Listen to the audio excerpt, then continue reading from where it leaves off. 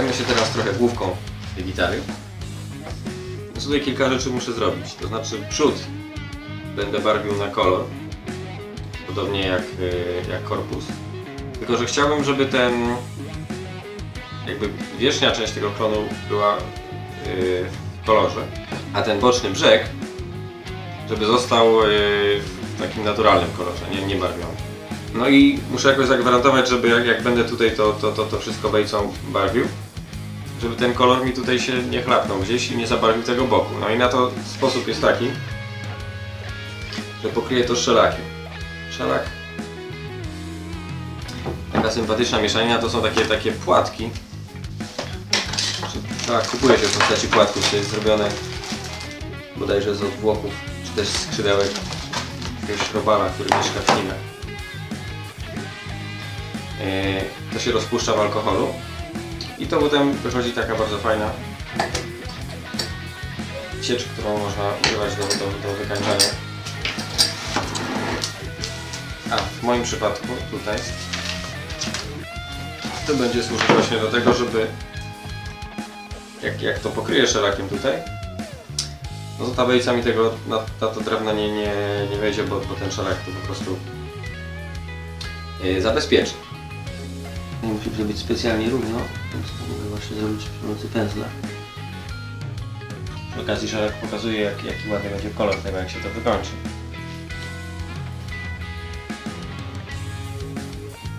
Wystarczy zostawić to teraz do przeschnięcia. Korpus też będzie barwiony tutaj na kolor z przodu. I ten sam efekt chcę uzyskać, to znaczy, żeby ten brzeżek pozostał w naturalnym kolorze. Krótko mówiąc, chcę zrobić to samo. Czyli pomalować to dookoła szelakiem. Ten szelak mi tutaj spływa na tył gitary, ale to mi nie przeszkadza, bo ten tył i tak zaraz będę malował. Tym samym tutaj czasami mi trochę wycieknie na przód. Z tym sobie z kolei poradzę przy pomocy papieru ściernego. No dobra. To objechałem wszystko dookoła, to teraz wrócę sobie tą gitarę na brzuch i pomaluję też tył. Potem jak to się będzie lakierować, to będzie wszędzie ta sama powierzchnia.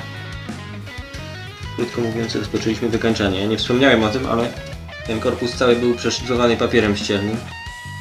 W zasadzie kilkoma rodzajami. Tego nie filmowałem, bo to mało ciekawe jest, jak siedzę i szlifuję. To przeszło przez kilka różnych grubości papieru ściernego, aż do 320.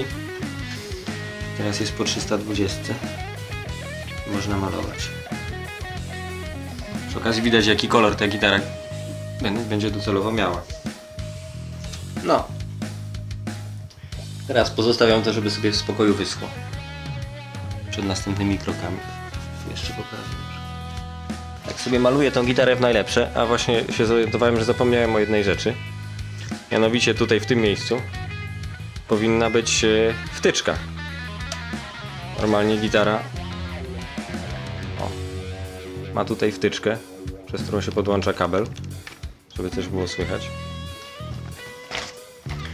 Ja tu mam taką płytkę, która tutaj będzie generalnie przymocowana. Do niej będzie przymocowany jack, w który się będzie wpinać kabel, no tylko muszę wywiercić dziurę, żeby to wszystko weszło. Pora naprawić niedopatrzenie. Przymocowałem sobie tą gitarę tutaj dość dokładnie. Bo generalnie dziura będzie spora, a drewna jest mało, więc tutaj coś się nie odprysło, to jest tutaj ściśnięte, no i wiercimy.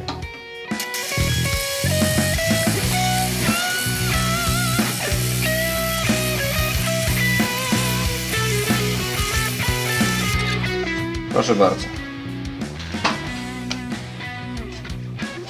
Bardzo ładna dziura.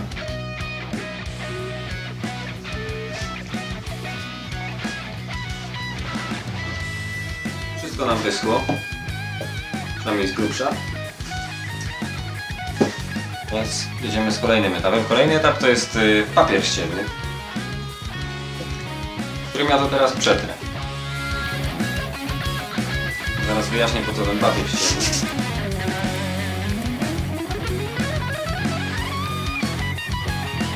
W niektórych miejscach, w zależności od tego jak idą słoje, to w niektórych miejscach zostaje mi ten ciemny kolor, a w niektórych wraca naturalny i to właśnie o to chodzi. To ten niebieski będzie w tych jasnych miejscach, a w tych pozostałych będzie taki ciemniejszy niebieski. A z brzegów zostawiam, no bo brzegi chcę, żeby były ciemniejsze. Więc na brzegach zostawiam więcej tego czarnego.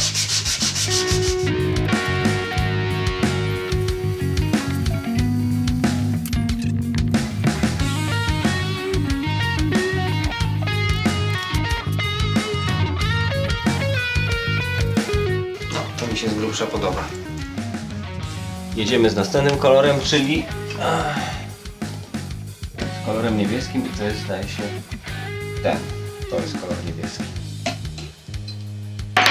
Kolor niebieski, bierzemy kolejną szmatkę i zaczynamy tak jak poprzednio od główki.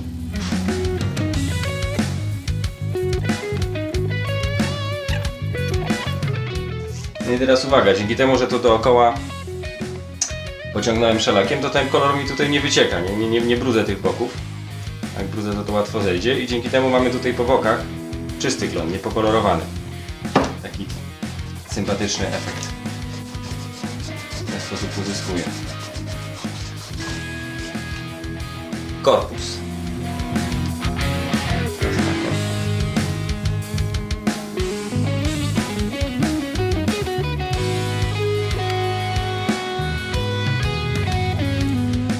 No, to jest to. Kolejny krok to znowu papier ścierny.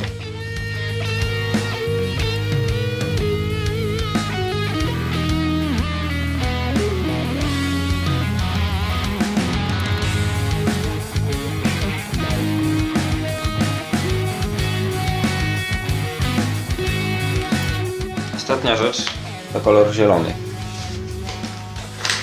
Założę z powrotem rękawiczkę. Niestety ciągle ta sama rękawiczka, bo została mi tylko jedna.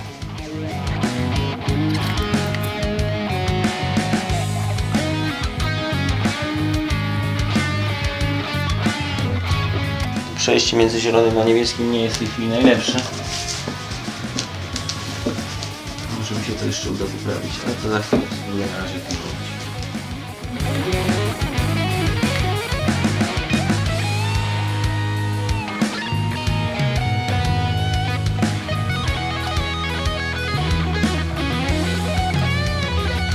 No, jakoś mi się udaje te kolory stopić.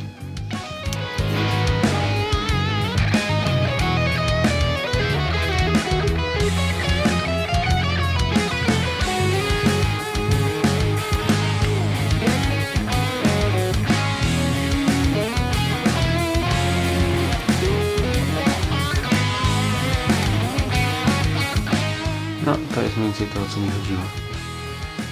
Ostatnia rzecz w temacie koloru to jest trochę go usuniemy.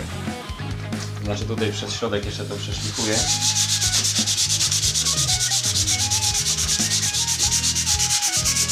Wrócić znowu do naturalnego drewna.